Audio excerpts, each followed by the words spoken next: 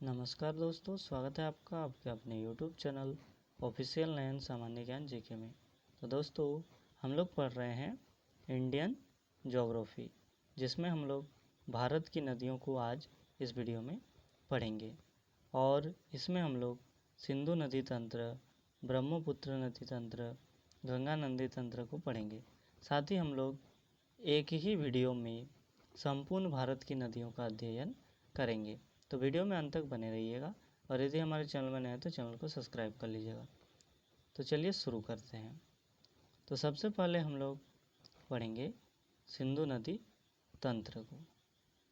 सिंधु नदी तंत्र को समझिए। तो आखिर सिंधु नदी तंत्र है क्या? तो सबसे पहले हम लोग समझते हैं सिंधु नदी को। तो मैप में आप लोग देखिए सिंधु नदी, तो ये है सिंधु नदी और इसकी कई सारी सहायक नदियां हैं। यानी कि सहायक नदियां किसको कहेंगे? कि वे नदियां जो किसी एक बड़ी नदी में जाकर मिल जाती है, तो उसे हम लोग कहते हैं सहायक नदी। तो जो सिंधु नदी है तो उसका सहायक नदी है झेलम नदी, ये देख सकते हैं, ये आकर मिल गया चिनाब नदी में। फिर चिनाब नदी ये है, ठीक है, और ये मिल जाता है सिंधु नदी में। उसके बाद है रावी नदी और है ब्यास नदी और सतलज नदी।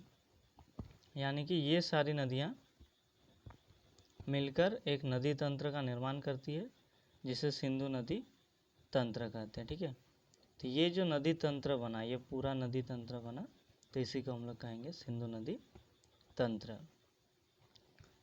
तो समझिए सिंधु नदी तंत्र को, आई होप आप लोग समझ गए। तो अब हम लोग देख लेते हैं एक एक करके सभी नदियों को, यानी कि सिंधु नदी तंत्र को भी और इसके सारे सहायक नदियों को। तो सबसे पहले हम लोग देखेंगे सतलज नदी को। तो सतलज नदी को समझिए और इसे सबसे पहले देखिए मैप में। तो ये जो नदी है ये है सतलज नदी। तो इसमें हम लोग देखेंगे कि इसका जो उद्गम स्थल है, यानी कि ये उत्पन्न कहाँ से होता है, ये शुरू कहाँ से होता है। तो ये शुरू होता है तिब्बत में मानसरोवर झील। तो यहाँ पर एक देश है तिब्बत, जो कि चीन के अंडर आता है अभी, ठीक है। तो उसके समीप, तिब्बत के समीप मानसरोवर झील है।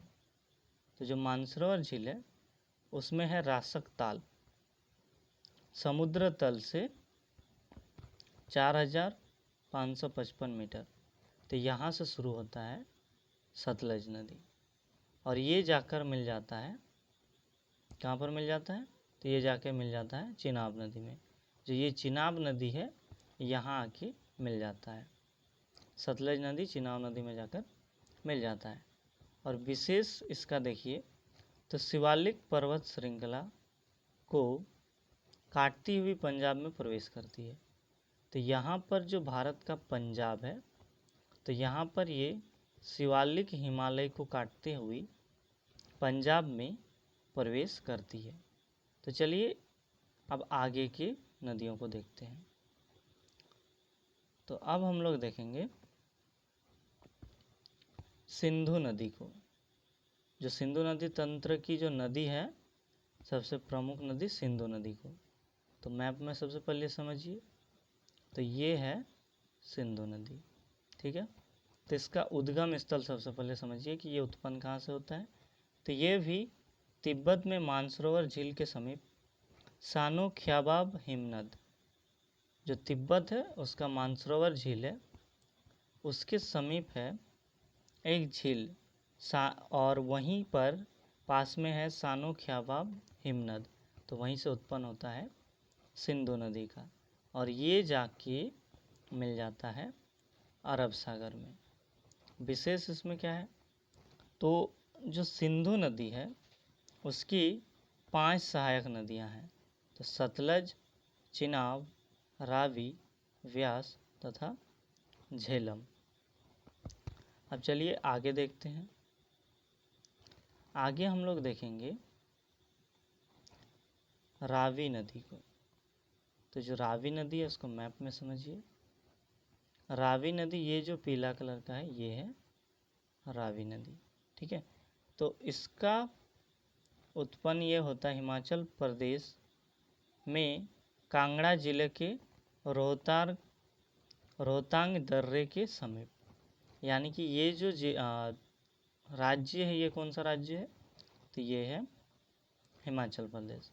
तो यहाँ पर एक जिला है कांगड़ा जिला, और उसके समीप है रोहतांग दर्रे, तो वहीं से शुरू होता है रावी नदी, और ये जाकर मिल जाता है चिनाब नदी में।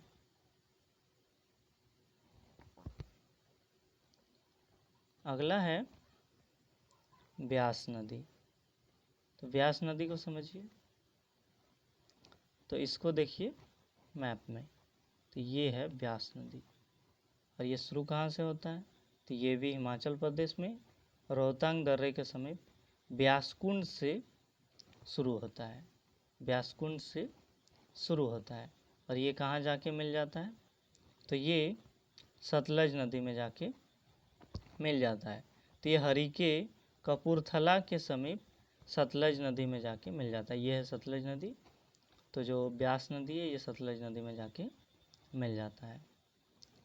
और अगर हम बात करें इसका विशेष, तो ये कुल्लू घाटी से बहती हुई धौलाधार पर्वत को पार कर पंजाब के मैदान में पहुंचती है। अगला है झेलम नदी। तो जो झेलम नदी है, ये वाला है झेलम नदी, ये कहाँ से शुरू होता है, तो ये बेरीनाग कश्मीर के समीप शेषनाग झील से शुरू होता है, और ये चिनाब नदी में जाके मिल जाता है। और विशेष श्रीनगर में शिकारा या बजरे चलाए जाते हैं। आगे देखते हैं। अब हम लोग देखेंगे जो अगला है हमारा, हम लोग देखेंगे गंगा नदी तंत्र को। ठीक है, तो गंगा नदी तंत्र में सबसे पहले हम लोग देखेंगे गंगा नदी को। ठीक है, तो जो गंगा नदी है ये गंगोत्री के पास गोमुख हिमानी से शुरू होता है। ठीक है, गंगा नदी कहाँ से शुरू होता है, तो गंगोत्री के पास गोमुख हिमानी से शुरू होता है। तो चलिए देखते हैं हम लोग गंगा नदी को।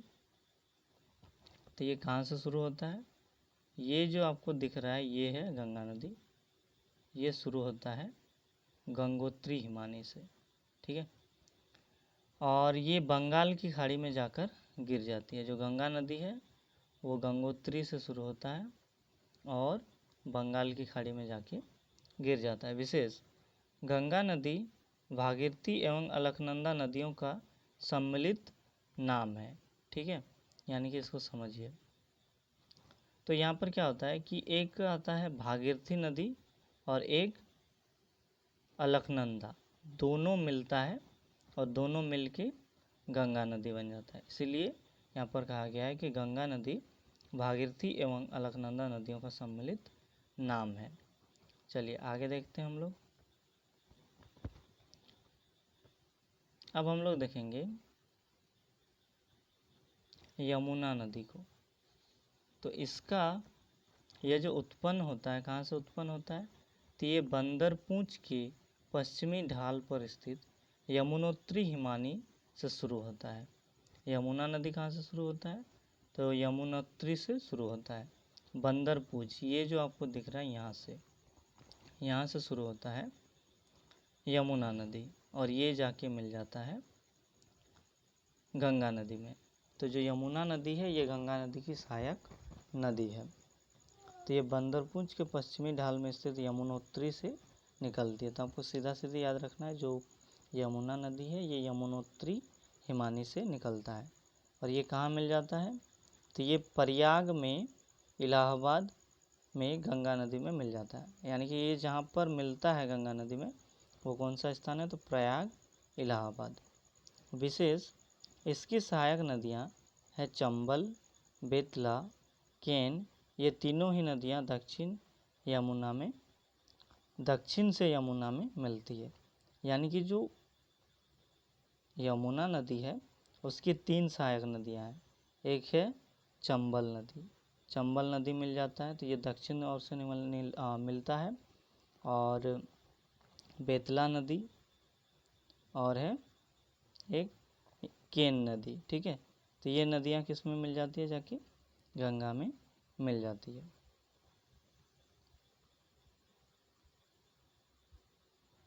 अब हम लोग देखेंगे चंबल नदी को। ठीक है, तो चंबल नदी को यहाँ देख सकते हैं आप लोग चित्र में।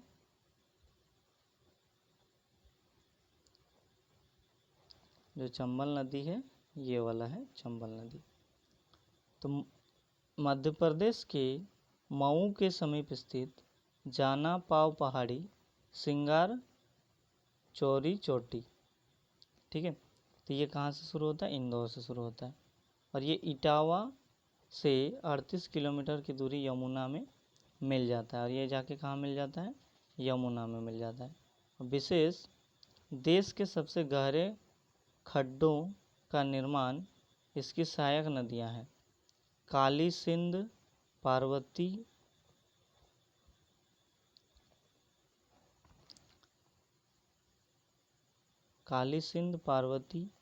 तीस्ता, बनास, कुरल, बामनी, ये सब क्या है? गहरे खड्डों का निर्माण करता है।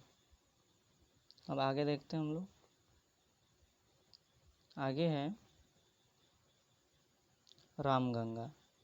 तो ये कहाँ से शुरू होता है? तो ये शुरू होता है नैनीताल के समीप मुख्य हिमालय श्रेणी का दक्षिण भाग से शुरू होता है। ये कन्नौज के निकट गंगा नदी में मिल जाता है। और विशेष ये खोन इसकी प्रमुख सहायक नदी है।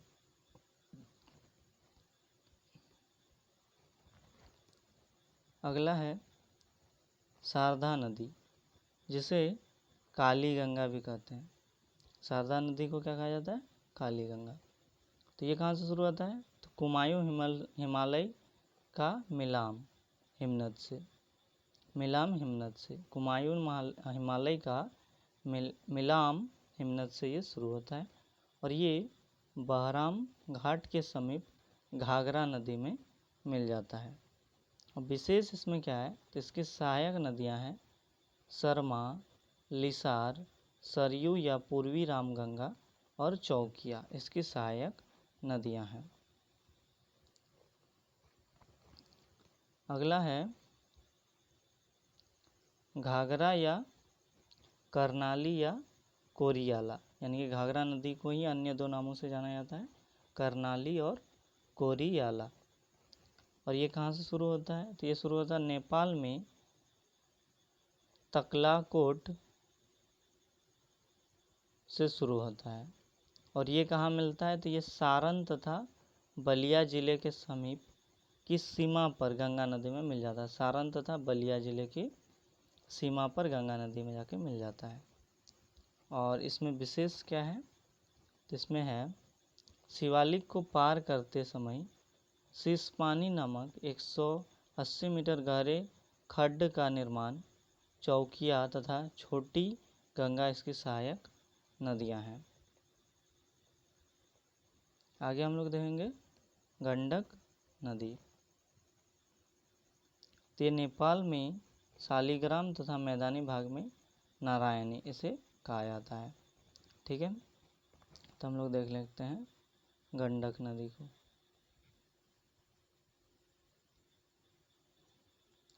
तो ये पटना के समीप गंगा नदी से ये इसका उद्गम होता है। ठीक है, पटना के समीप इसका उद्गम होता है और ये पटना के समीप गंगा नदी में मिल जाता है। यानी कि ये इसका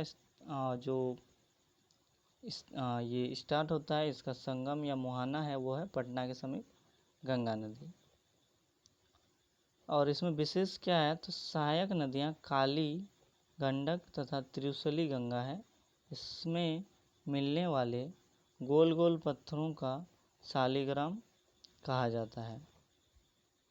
यानी कि इसमें गोल गोल पत्थर मिलते हैं जिसे शालिग्राम कहा जाता है।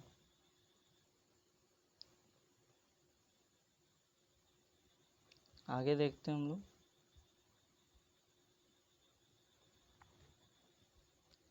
कोसी नदी। और इसका संगम है गोसाईथान चोटी के उत्तर में। और ये ये कहाँ पर जाके मिल जाता है, तो ये कारागोला के दक्षिण पश्चिम में गंगा में मिल जाता है। विशेष इसमें अगर हम देखें तो इसमें है इसकी मुख्य धारा अरुण नदी, तिब्बत के पंचगु है।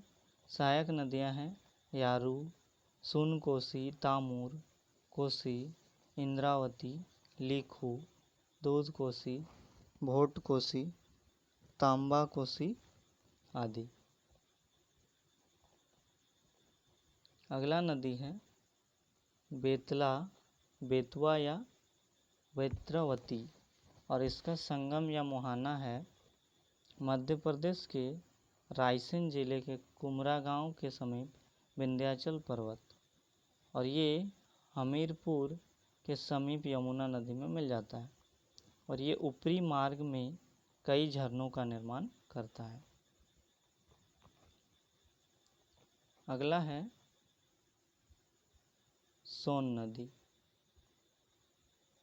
तो जो सोन नदी है इसका संगम है अमरकंटक की पहाड़ियाँ, और ये पटना के समीप गंगा में मिल जाता है। विशेष है नर्मदा के समीप इसका उद्गम होता है। अगला है ब्रह्मपुत्र नदी, जिसे तिब्बत में सांगपू कहते हैं तथा असम में दिहांग कहते हैं। तो इसका संगम क्या है या मुहाना क्या है, तो तिब्बत में मानसरोवर झील से ही यह शुरू होता है, और यह चेमयोंग डोंग हिमानी से शुरू होता है, और ये मिल जाता है बंगाल की खाड़ी में। विशेष प्रमुख सहायक नदियां हैं दिबांग, लोहित, कामेंग, सुबनसिरी, मानस, पुथीमारी, धनसिटी, पगलडिया, तीस्ता इसकी सहायक नदियां हैं।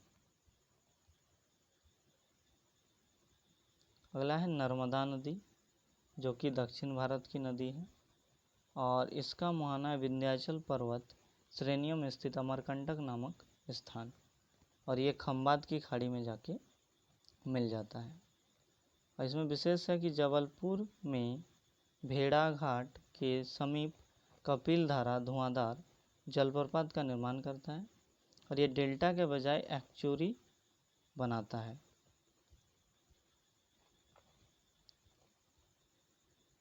अब हम लोग देखेंगे ताप्ती नदी। तो इसका मुहाना है या संगम है बैतूल जिले के मूल ताप्ती नगर के पास, और इसका जो ये मिलता है जाके सूरत के निकट खंबात की खाड़ी में मिल जाता है। विशेष है डेल्टा के बजाय एक्चुरी बनाती है। पूर्णा प्रमुख सहायक नदी है इसकी, पूर्णा जो है इसकी प्रमुख सहायक नदी है।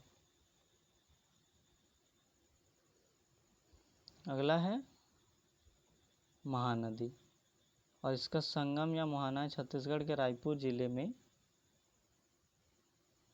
इसका मुहाना है। तो सिहावा के समीप है, छत्तीसगढ़ के रायपुर जिले में सिहावा के समीप है, और ये बंगाल की खाड़ी में जाकर मिल जाता है। विशेष है ब्राह्मी तथा वैतरणी सहायक नदियां हैं इसकी।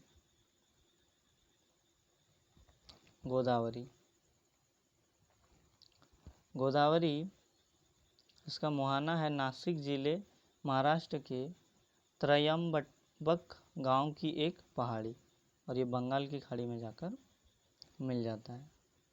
विशेष है इसे वृद्ध गंगा या दक्षिण गंगा भी कहा जाता है।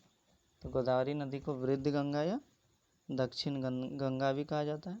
और गोदावरी नदी की प्रमुख नदियां हैं पैनगंगा, इंद्रावती, प्राणहिता, मंजीरा, सबरी, पूर्णा, वैनगंगा, प्रवदा एवं वर्धा।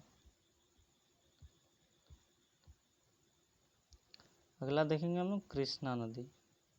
जो कृष्णा नदी है ये शुरू होता है महाबलेश्वर के समीप पश्चिमी घाट पहाड़ी से, और ये बंगाल की खाड़ी में जाके मिल जाता है। और विशेष है इसकी प्रमुख सहायक नदियां हैं भीमा, तुंगभद्रा, मूसी, अमरावती, कोयना, पंचगंगा, दूधगंगा, घाटप्रभा, मालप्रभा आदि इसकी सहायक नदियां हैं।